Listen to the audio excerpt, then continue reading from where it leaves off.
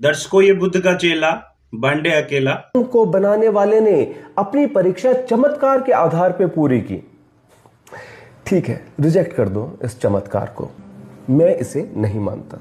Hinduism में भी है, बुद्धिज्म में भी है, मैं दोनों को रिजेक्ट करता हूं। मेरी बात ध्यान से सुन। तेरे मानने और ना मानने से सच्चाई खत्म नहीं हो जाएगी, उसका अस्तित्व खत्म नहीं हो जाएगा।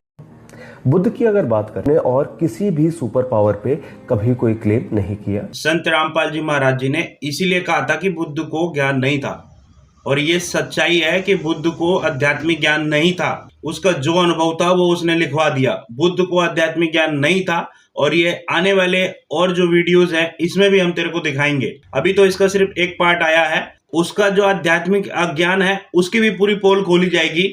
अगर तुम्हें भगवान बनने की ज्यादा ही हुड़क है, तुम भगवान बनो। संत रामपाल जी महाराज जी क्या हैं ये तो आने वाले समय में सबको पता लग जाएगा। ठीक है, कोई प्रेमानंद महाराज को कह रहा है कि वो कल्कि का अवतार है, कहीं पे नरेंद्र मोदी कह रहे हैं मैं नॉन बायोलॉजिकल हूँ। बात जो तो इन नकलियों से कंपेयर कर रहा है ना कि उसको भी लोग भगवान बोल रहे हैं। किसी भी संत की पहचान करने के लिए उसका ज्ञान सुनना बहुत जरूरी होता है। जब तक आप उसका ज्ञान नहीं सुनेंगे या उसका ज्ञान नहीं समझेंगे तब तक आपको पता नहीं लगेगा कि ये किस लेवल का संत है। मैं तेरे से एक निवेदन करना चाहता हूँ, यदि तू संत रामपाल जी महाराज जी के बारे में वीडियो बना रहा है तो तेरे को थोड़ी रिसर्च करनी चाहिए संत रामपाल जी महाराज जी के ऊपर। संत रामपाल जी महाराज जी का ये वीडियो जो तूने 30 सेकंड का सबसे पहले लिया था, ये वीडियो लगभग 2010 के आसपास का है, जिसमें तो संत रामपाल जी महाराज जी ने ये कहा कि बुद्ध को कोई ज्ञान नहीं था। तो अगर संत रामपाल जी महाराज जी ने ये बात बोली है तो तेरे को उस पर रिसर्च करनी चाहिए कि संत रामपाल जी महाराज जी ने ये बात क्यों बोली। मगर तेरे को तो वीडियो बनाने की जल्दी थी, क्योंकि तेरा तो धंधा है ये इधर से उधर करना।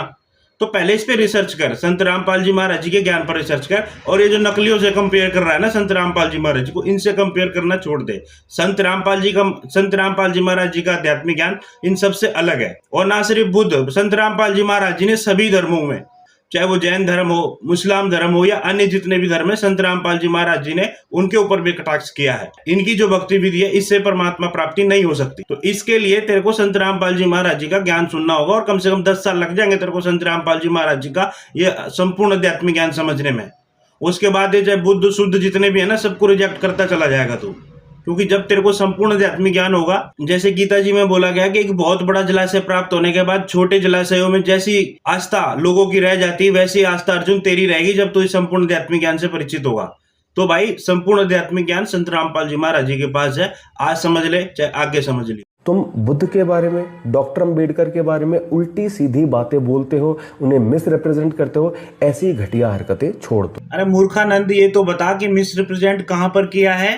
वो 4 घंटे की वीडियो है, उसमें से कहीं पर तो प्रमाण दे उसका कि यहाँ पे मिस रिप्रेजेंट कर रहे हैं उनको।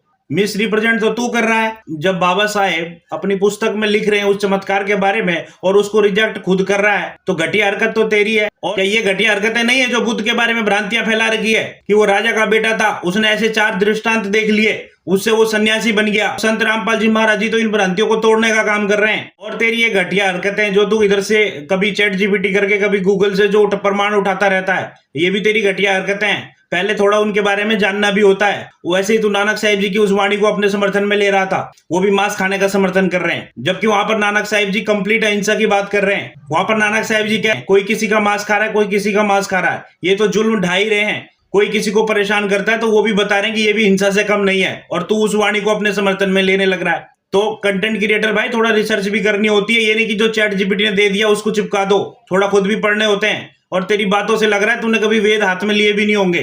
तो ये घटिया हरकतें करनी छोड़ दे अब। और तू किसी सही व्यक्ति के फंसा नहीं अभी तक। मैं उस प्रकरण में जा नहीं रहा कि ऋग्वेद में क्या लिखा है क्या नहीं लिखा है, नहीं तो ये तेरा जितना अज्ञान है ना ये सब जनता के सामने उजागर हो जाएगा। कभी देखे तेने हाथ में वेद? और वेद को तू कैसे समझ सकता है? गुरु बिन वेद पढ़े जो प्राणी समझे न सर रहे अज्ञानी। को बनाने वाले ने अपनी परीक्षा चमत्कार के आधार पर पूरी की। ठीक है, रिजेक्ट कर दो इस चमत्कार को, मैं इसे नहीं मानता। हिंदुइज्म में जहां पर तेरे पे जवाब नहीं बन रहा है वहां पर रिजेक्ट कर दो। मैं नहीं मानता चमत्कार को, मत मान। फिर तू नहीं मानता तो मूर्ख कहीं का। जब तक तुम ये करोगे मैं तुम्हें कॉल आउट करूंगा। ये करेगा? ये जो वीडियो तूने सबसे पहले लिया था ना, इस वीडियो ये भी कम से कम 2010-11 का वीडियो है संत रामपाल जी महाराज जी का। आज तक कहां छुपा बैठा था तू? तो ये घटिया हरकतें करना बंद कर। और धंधा करना सीख ले। साधु संतों के लिए कैसे शब्दों का प्रयोग करना चाहिए वो तेरे को आना चाहिए। इससे जो तेरा अहंकार है, अभिमान है, ये स्पष्ट झलक रहा है।